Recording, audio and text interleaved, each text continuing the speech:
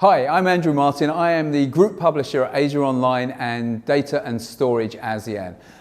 We have Scott Morris from Druva with us today. I'm really pleased that Scott's with us because I've met Scott a few times over the years in a few countries across Asia, so it's great to have a chance to speak to him today. Scott, would you like to quickly introduce yourself? Sure. My name is Scott Morris. I'm the Vice President and General Manager for Druva, looking after the Asia Pacific and Japan region. Okay, thanks for that introduction. Let's jump straight into some questions if we can. Scott, I know you and I know you've worked at some of the world's most successful storage and data protection companies in some very senior roles. So what is it about Druva that attracted you to this position? Yeah, just a really interesting, progression in my career. As you said, a lot of storage and storage-related companies in my background.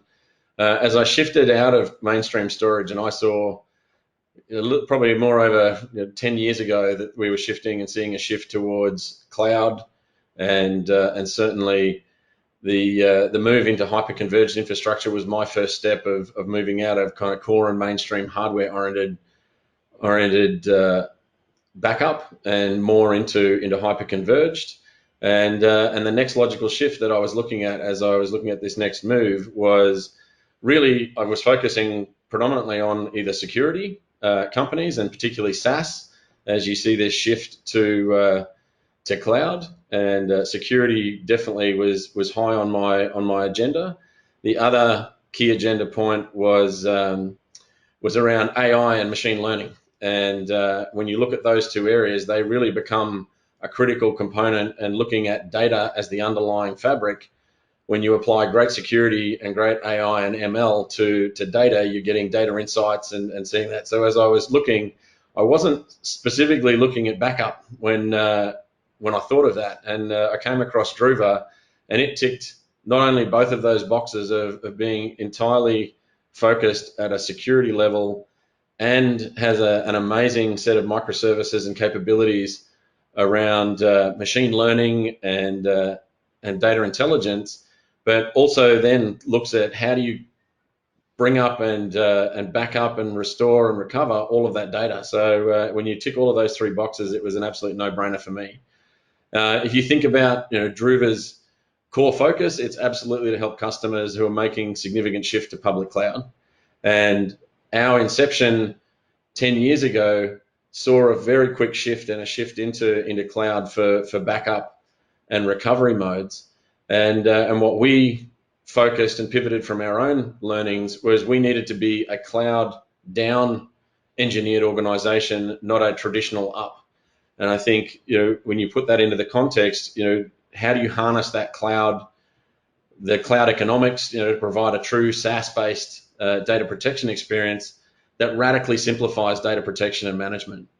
And Druva's proven platform, we've got over 4,000 customers that tell this story around industry leadership in a incredibly compelling solution to those currently expanding and expediting digital transformation. I think that's a real critical component. Druva has a absolute commitment to cloud-based approach. This journey that began is really around how do we meet the unprecedented needs of cloud shift, and I think it's only going to become more relevant as we go forward.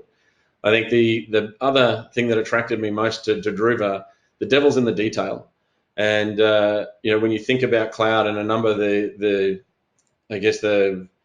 challenges that organizations face in terms of the FUD that gets put out there of, once you're in the cloud, it's hard to get out. Once you, put data in, it's going to cost you money to push in. It's going to cost you money to take out.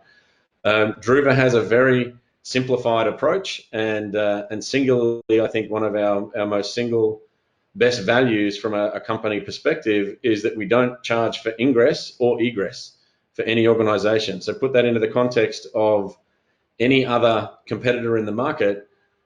Yes, they have a base level charge, but anytime you're moving data in and out, there is then associated incremental charges that come to bear.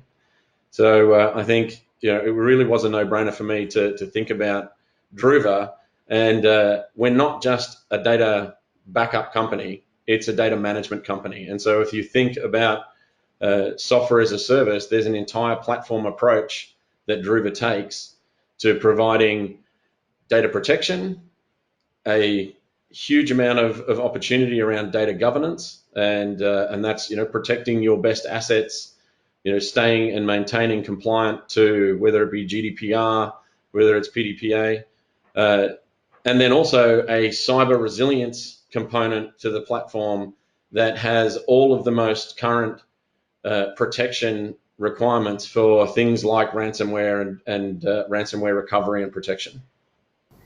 Yeah, really, really interesting. And now that I've heard some of your reasoning why, it does make a lot of sense. I know that you were one of the pioneers in the hyperconverged space, and we know that, of course, hyperconverged use case, or the backup use case for hyperconverged, was one of the ones that was really compelling. So in a lot of ways, it does make sense of this progression to one of the most cutting-edge new age backup companies for you to get involved with them.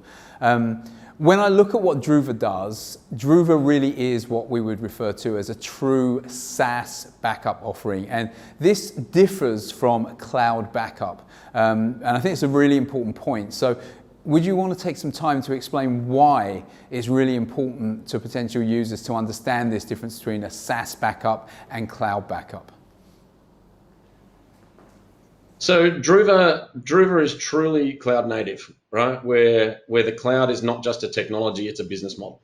And what we have to think about is cloud native SaaS data protection can simplify data protection, but cloud-centric architectures are able to scale up and down in a way that the industry's never seen. And so we come as a SaaS platform, as I said, that was engineered with cloud first in our DNA.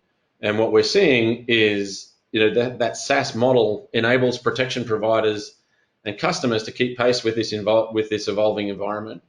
That said, with all the power that Druva enables customers to finally expand beyond just base level data protection and really step into data management. So if you think about, there's probably three key components that you'd want to consider. Firstly, scale. A cloud native SaaS solution scales up and scales down resources so that you actually get that performance that you need. Think traditional engagements, you're having to over provision, provide incremental capacity to scale into your environment, where a true SaaS solution, we take on that burden for you and allow us to scale up and down as required to meet your requirement. And this is done automatically and cost efficiently with scale, irrespective of your data growth.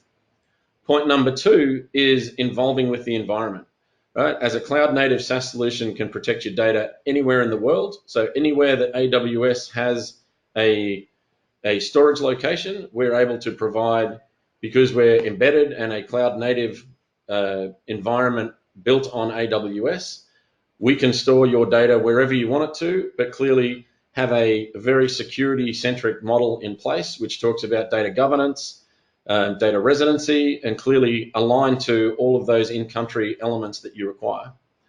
And then keeping up with basic requirements as a cloud-native solution, customers can segment by region, they can segment by business unit, so from a governance perspective, they can segment by group for a chargeback element.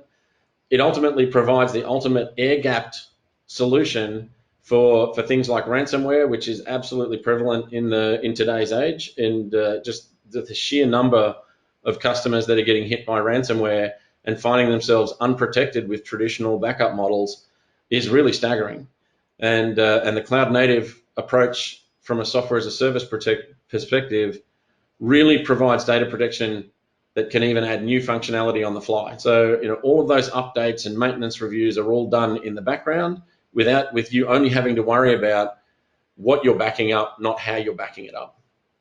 The benefits that we definitely see from a traditional perspective, away from a traditional perspective, is that lift and shift costs more. Right? If you're starting from a traditional mode and moving in, that general lift and shift costs more. If you're taking what was traditionally an on-prem infrastructure, and we think of this as cloud washing.